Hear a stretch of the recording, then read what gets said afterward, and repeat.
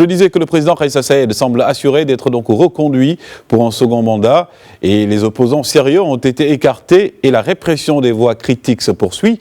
Quelle analyse en faites-vous? Oui, on démarre aujourd'hui la campagne préélectorale présidentielle et malheureusement, on n'a que 3 candidats. Il y aura 2 à la fin parce qu'un des 3 est encore en prison depuis maintenant 10 jours ou une semaine.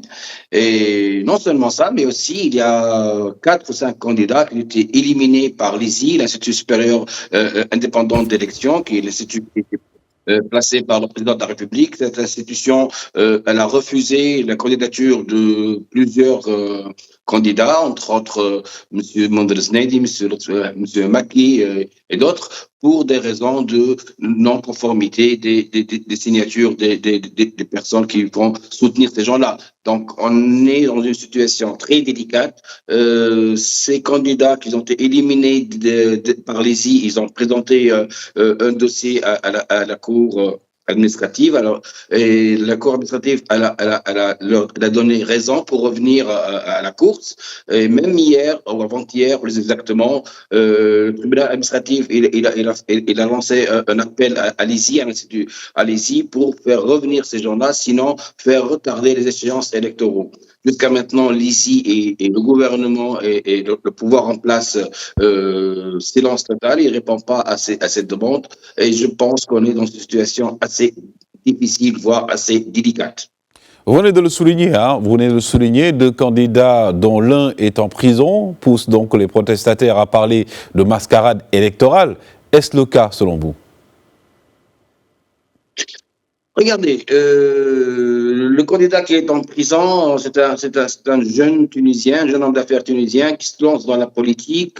Il essaie d'être dans l'innovation, mais vu la situation actuelle du pays, vu les ambitions du président en action, en exercice, qui souhaite renouveler son mandat, quelles que soient les conditions, renouveler son mandat, quelles que soient les circonstances, et pour arriver à ça, la seule solution qu'il a trouvée, c'est de faire éliminer tous les candidats par différents moyens. Donc, le premier moyen était d'éliminer les candidats par l'ISI, l'institution qui s'occupe des élections, et le deuxième moyen était de restreindre le nombre de candidats et de mettre n'importe quel candidat sur cette shortlist qui peut être quelqu'un qui peut être un challenger assez important. On lui a trouvé une solution, on a trouvé une faille pour le mettre en prison et pour le faire tourner toutes les prisons, toutes les institutions judiciaires et judiciaires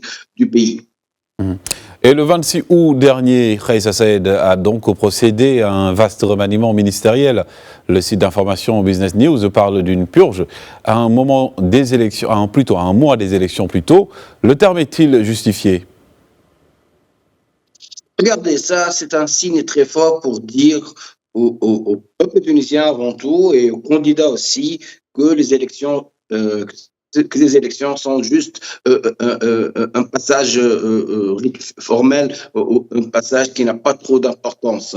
Il a pris la décision de changer les ministres, de changer les wali avant les élections de semaine. Il a même dit dans un discours adressé au ministre nouvellement nommé que le changement peut avoir lieu même une heure avant les élections. Ça veut dire quoi? Ça veut dire que le président les élections, c'est juste une formalité pour renouveler sa légitimité, mais ce n'est pas un acte politique du tout. Donc, pour lui, l'acte politique, c'est la continuité de son exercice. Le changement qu'il souhaite faire, ils le font au moment, alors qu'il souhaite. Il ne donne pas trop d'importance aux élections. La preuve, on démarre aujourd'hui les élections, la campagne présidentielle, mais jusqu'à l'heure, aucun signe d'une vraie campagne dans la rue ou dans la société civile. Certains observateurs parlent d'élections gagnées d'avance pour le président sortant, accusé d'éliminer ses opposants les plus redoutables. À tort ou à raison, selon vous?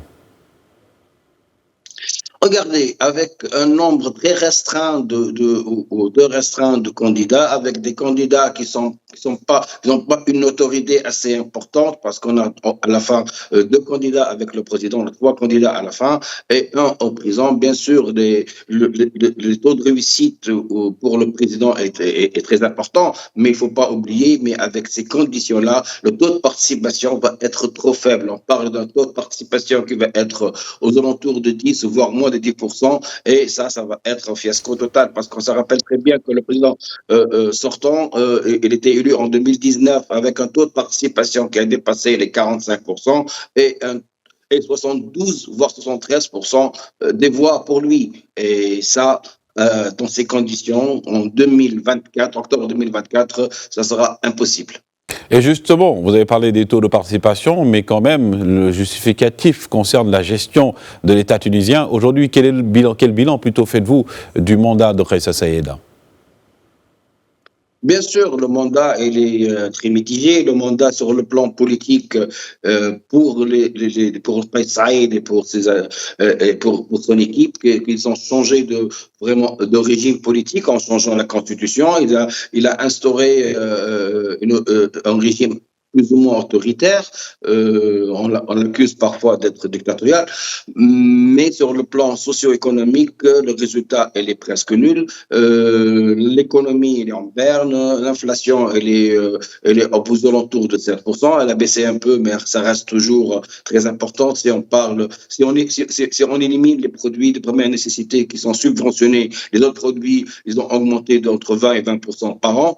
Donc la situation économique elle est très très très mauvaise, et le chômage augmente. L'immigration, c'est un sujet très important en Tunisie, avec les accords avec Meloni en Italie, les Italiens et les Européens. Le gouvernement tunisien, il a bloqué totalement ou presque l'immigration clandestine, et ça crée des gros problèmes sociaux et des gros problèmes économiques.